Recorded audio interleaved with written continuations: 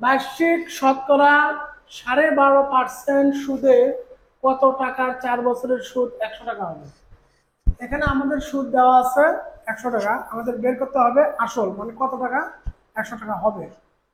প্রথমে আমরা এটা যেহেতু শতকরা একটা ভগ্নাংশে দেওয়া আছে, এটা আমরা ভগ্নাংশটা ভেঙে নিব। তাহলে 12.5%, এটা যদি আমরা ভাঙি তাহলে 12 দোকানে 24 আর 1 25, 25-এর 2%।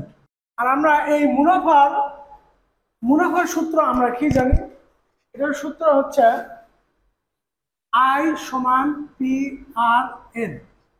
যেহেতু আমাদের চাইছে হচ্ছে কত টাকা মানে আসলটা আছে ডান পাশে, এটা আমরা পক্ষান্তর করে নেব, বাম পাশে নেব এন সমান সমান আই।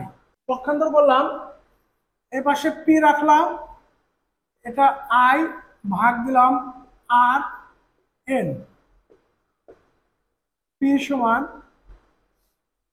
আই, মুনাফা কত দেওয়া আছে? আই সমান মুনাফা দেওয়া আছে 100 টাকা। তাহলে এখানে আমরা 100 লিখলাম। আর সমান আছে 25/2%। তাহলে এটা আমরা ভেঙে নিই এখানে, তাহলে আমাদের সহজ হবে। 25/2% মানে কি 100/100। এটা যদি আমরা ভগ্নাংশটা উল্টে দিই তাহলে আমাদের এরকম হবে, যেহেতু 100টা আছে উপরে তাহলে 100 আমাদের নিচে আসবে। কি পেলাম আমরা? 25/200।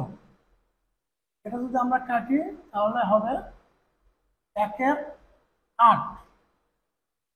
আমরা আর এর মান এখানে হবে 1/8। আর এর মান পেলাম আমরা হচ্ছে 1/8, এটা আমরা 1/8 বসালাম। আর এন এর মান দেওয়া আছে 4 বছর, আমরা 4 বছর এখানে দিলাম। এটা যদি আমরা কাটাকাটি করি, 4 দোকানে 8, তাহলে 2 লিখলাম। পি এটা আমাদের আছে 100/1/2। পি সমান, এটা আমরা ভগ্নাংশটা উল্টে নিই, 2 নিচে 1। তাহলে আমরা পির মান পাবো 200।